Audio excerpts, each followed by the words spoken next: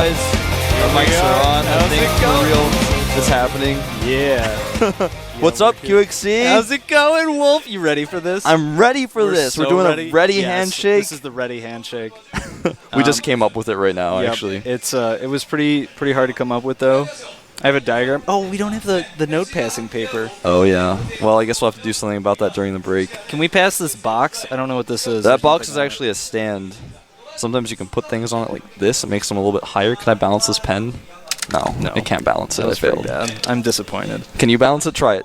All right. Wait, but before I balance the pen, first match of the day is Leenock, Zerg versus Dream. That'll be coming up soon. Right now, I'm going to try and balance this pen.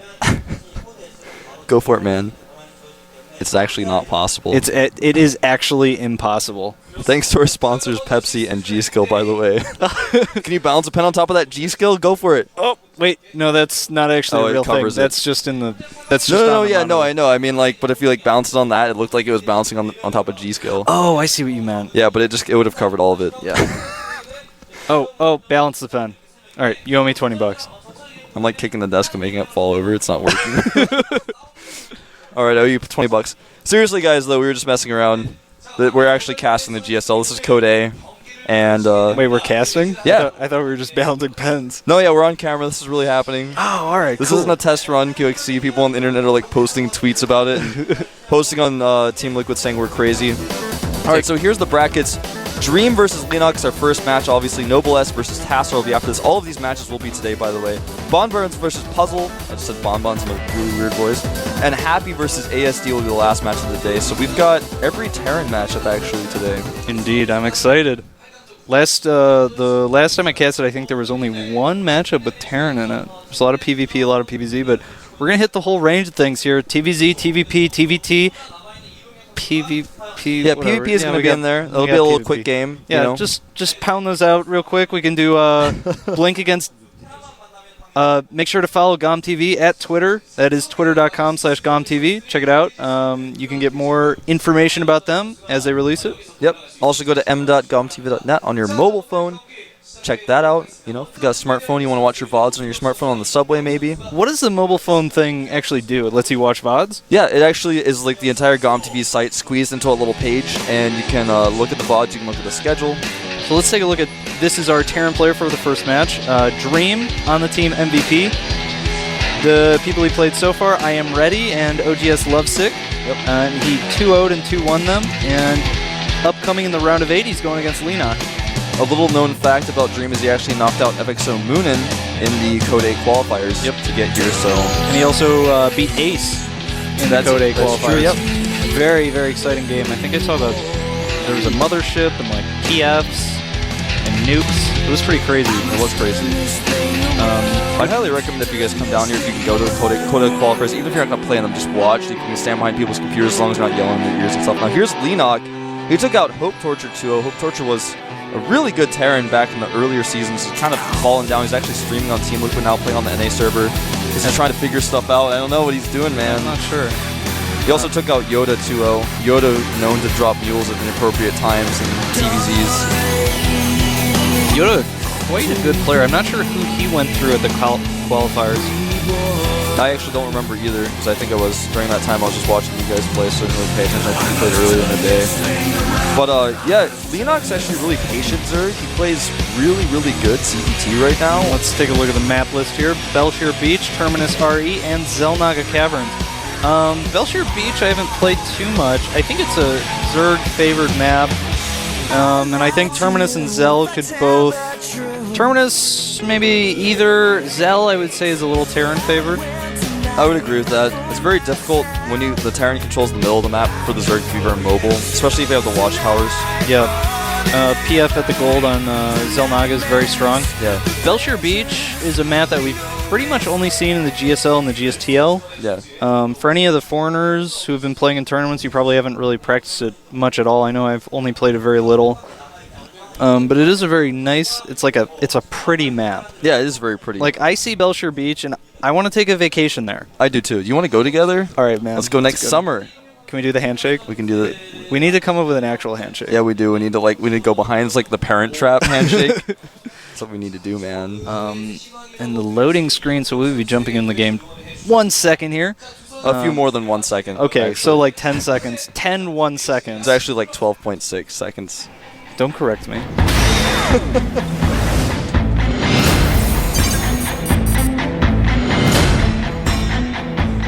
Turns out we were both wrong. And here we are on Belshire Beach in the bottom right-hand corner. The Red Terran. It's what you have at night, known as... MVP Dream. And there he is, MVP Dream.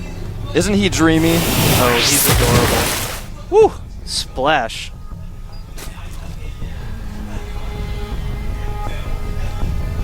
All right. There you go. Over here on the left side, a member of the team Foyu, a really young and talented Zerg player. He is... For you. Do you I see don't that? actually- He pointed the finger Yeah, out. it said Foyu.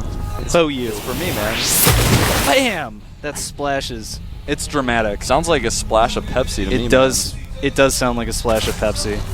Somebody who was thirsty just got their drink. Man. They really did.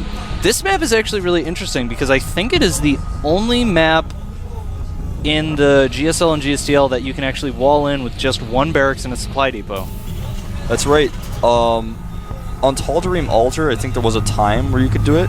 You can't really do that. Oh, maybe when the choke. I feel like they changed the choke. Yeah, there. they did. Well, it's like Blizzard changed it, and then the GSL started using Blizzard's version of it, and so that's kind of how that worked. Yeah, that's really annoying. I don't like when Blizzard changes map.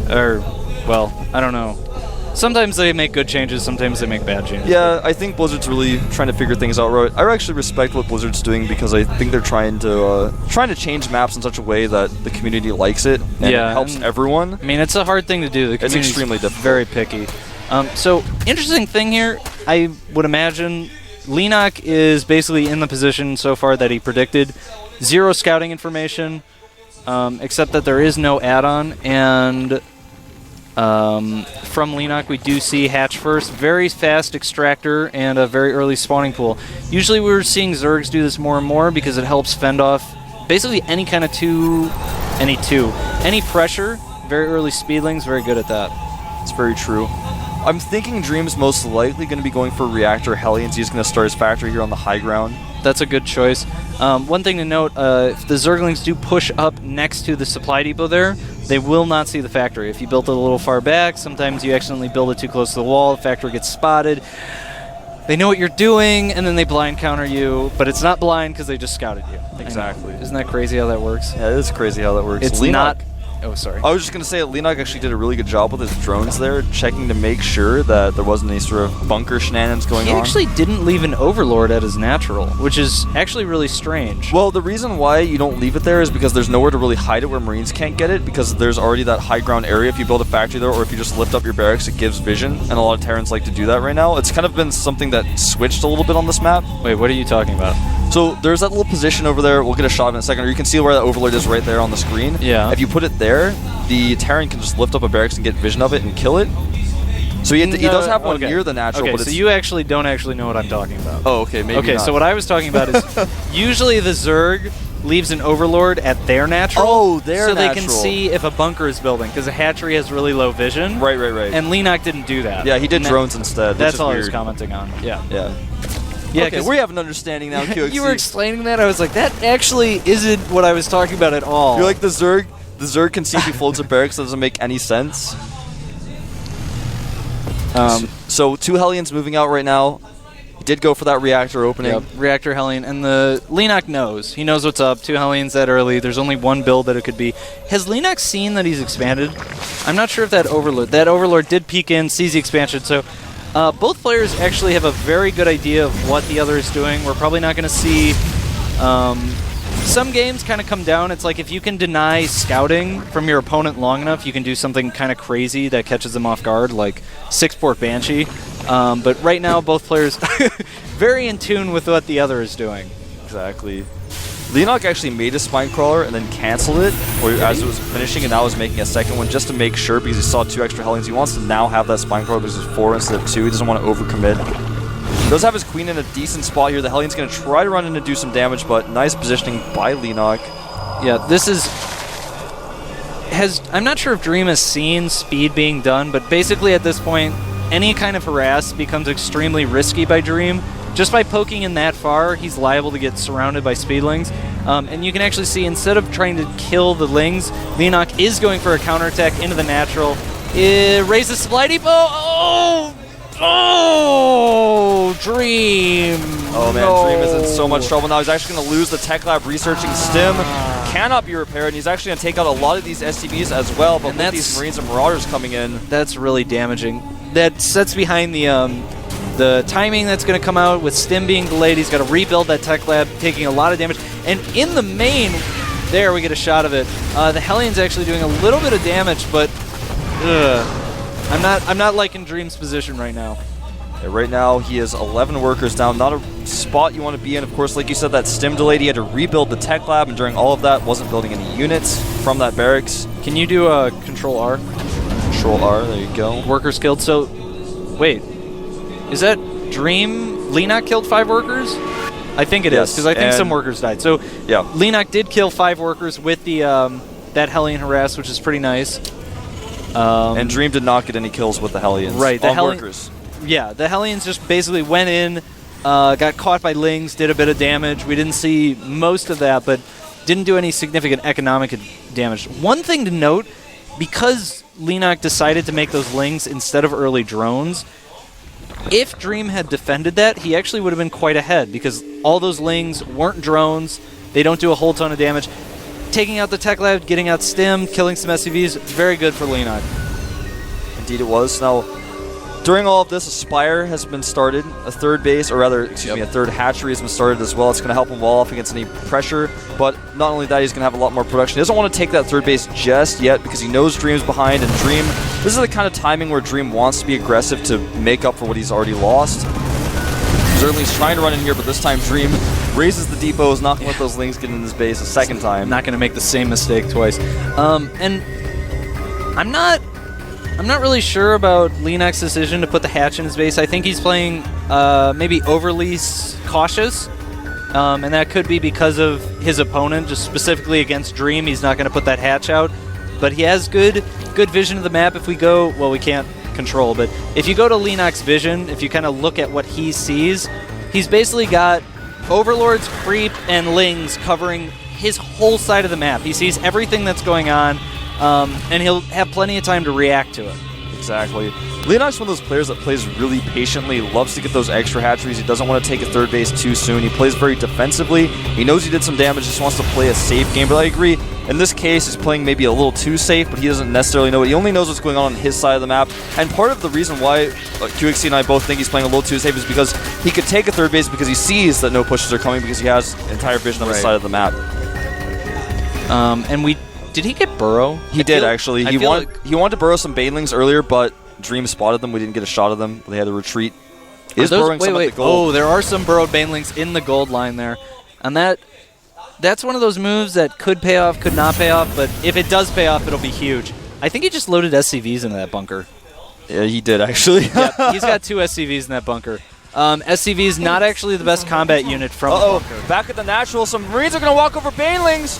Didn't get a shot of it. Some Marines just got owned by banelings. Yeah, he lost a lot of banelings, also lost a lot of Marines. Well, it's 2 banelings for about 12 Marines, and I guess you could say 18 Marines in total, because a lot of Marines at half health. Quite a bit of damage.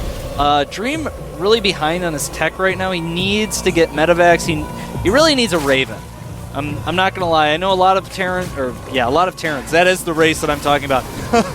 Speech. I don't know what's wrong with me right now. A lot of Terrans haven't been building Ravens. They're like, I'm just gonna move across the map and scan 6 times to get to my opponent's base. But getting a Raven, man, it's so good. Yeah, the only trade-off that Terrans have for getting a Raven is because they have to have a tech lab on the starport to do that. Right. It's good to just switch one, get a Raven out, and switch back to your reactor to get your medevacs out. Terrans just aren't doing that. Just build 2 ports. Or you could do that as well. You build 2 ports, you get either 1 or 2 tech labs. You don't need a reactor, because you really only need 1 to 2 Ravens.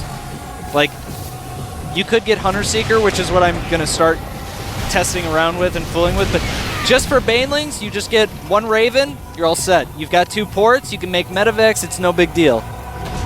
Both players taking their third now. Dream making medevacs? Yeah, making out 2 medevacs and continuing with his upgrades here. Yeah, he does have +1. He's got combat shields on the way. He's got armor on the way. A second factory finishing up for him as his third command center finishes. Leenock does have that third base. It's just now scanned, so Dream realizes it's up. He may actually decide to pressure here as he takes his third base, but he's got to be careful of these Mutalisks, which are taking out some of his tanks. Bad. Is combat shield about 60% of the way done? One thing to note, right now, combat shields would be done. And it's very hard to justify a push without combat shields. Your army is very weak, and Leenock gearing up for a big attack here. He might just smash this army. He may actually do it. What are the tanks doing? The tanks just move back. They're like, you know what? You just defend that base. I'm going to go over here. Leenock just sizing up the army, attacking a little bit. Actually pulls back and takes the gold base. Yep. Could have been a little bit more aggressive there, but he's just, again, playing patiently and safely. That's really Leenock's style. Creep spread. That creep spread is disgusting. That is scary, man. It's actually, I don't know how well you guys can see the minimap, but he's actually got like 3/4 of the map covered in creep, essentially. Yeah. And the main pathways, like there's some stuff off to the side, but units generally aren't going to be moving along there. Creep in water looks really weird. It does. It looks like an oil spill, but hold that thought. 2 tanks go down. This is He actually could get bad. 2 more. And I think he's going to get them. Gets 1 tank, gets both tanks. This is looking really bad for Dream right now. He needs something to take care of this Muse. And very nice attack. Leenock just rolls in with the Lings and the Banelings. Has to lift the orbital command. This is looking really bad. Dream's army is just, it's in 6 different places, and he just doesn't have enough to tackle Leenock's army. Look at Leenock's, you guys can't see it, Leenock's production tab, 58 Zerglings being made. He is going for it. He's been patient. He's like the tiger. He's been lurking in the forest, and now he's going to pounce. Here is Leenock. There he is. He's running in with these speed banes. The Marines desperately trying to run away. The SCV is clumping up. It looks like he is going to hold this, but like you said, a ton of units on the way. He lost that command center. He lost a ton of SCVs. Right now it's 70 drones to 40 SCVs, and even though he's held this, he's so far behind at this point. And he does put up the supply depot in time, cleans up the attack, but the damage has really been done at this point. Leenock's on his third. He's got the gold up, and I think, I'm not sure, do you think he's going to make these into Banes? I almost feel like he could just, he doesn't quite have enough gas to do that right now. I think he's just going to keep trading armies because he knows he's on 4 bases, including the gold. Here he goes, running forward here. There go the these Lings. siege tanks. I don't know if Dream can hold this. The bunker doing some work. Needs to pull some SCVs to repair that. The medevac does go down, but 22 mutas on the field for Leenock. Very difficult position for Dream. He's actually just now started his hive as well. He's getting +2 melee attacks, getting Carapace for his and a very nice drop from Dream. This is the kind of stuff that you need to do to get back into the game. Yeah, you absolutely, when you get behind like this, you have to do drops, you have to take hidden expansion. You can't just try to catch up. It's never going to work against a good player. You need to be constantly doing something to try and win the game. No, a player of this caliber, either player, if you sit back and you give them the opportunity to do whatever they want, you're going to lose. Oh, this army of Dream is just tiny. There's no way he can actually deal with the army of Leenock. And Leenock is going to just smush it. Here come the mutas, the Lings all over, and the mutas are just going to clean these Marines up. Yeah, that was like a Dream sandwich. GG! Leenock takes it. Very solid play from Leenock there. Yeah, Leenock just played super patient. There were a few times where QXC and I both were just kind of going, well, he could have gone a little bit more aggressive. Yeah. Didn't necessarily need to make that macro hatchery, but he just plays so safe. And Dream is actually a player who, in general, likes to do timing attacks, doesn't really like to play into the later game. It's not really his style, it's not his strength from what I've seen of him. And I think Leenock just realized that, said, he's going to be patient, and then it's almost like he was so patient that Dream forgot that he could be aggressive, and then he just went for it, and Dream was like, whoa, whoa, whoa! There's Lings over here, there's Lings over there, there's Zerglings, Mutas, Banelings, I can't deal with this. He had his tanks in like 4 different places. He had some tanks sieged up in his main, I don't know why. Oh, yeah. A couple of the tanks moved out.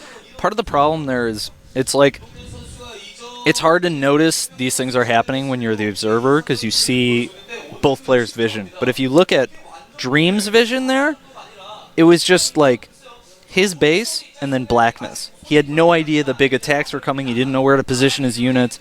And most of that stemmed from either he wasn't macroing as well as he should have, or just the early pressure really threw him off, but he just didn't have the ability to really make himself a presence on the map. Losing the tech lab like that and losing that stim kind of just snowballs everything. Because you lose it, then you can't be aggressive at that timing, your combat shields are late, everything just kind of falls apart from there. It's a very, very important upgrade. Would really like to have seen him just build a second tech lab and start combat shields. Yeah, that actually would have been really smart. To get that going. Would have been a great choice. Yep. So we are actually loaded up into the next game. Yeah, the next map is Terminus RE. Very common map for fast expansions. Also kind of common for 2-racks. At least I 2-racks on this map, whatever. All right, let's jump into the game. Do it! Let's do it! I copied you. That's cool. So is our mic off? Will that...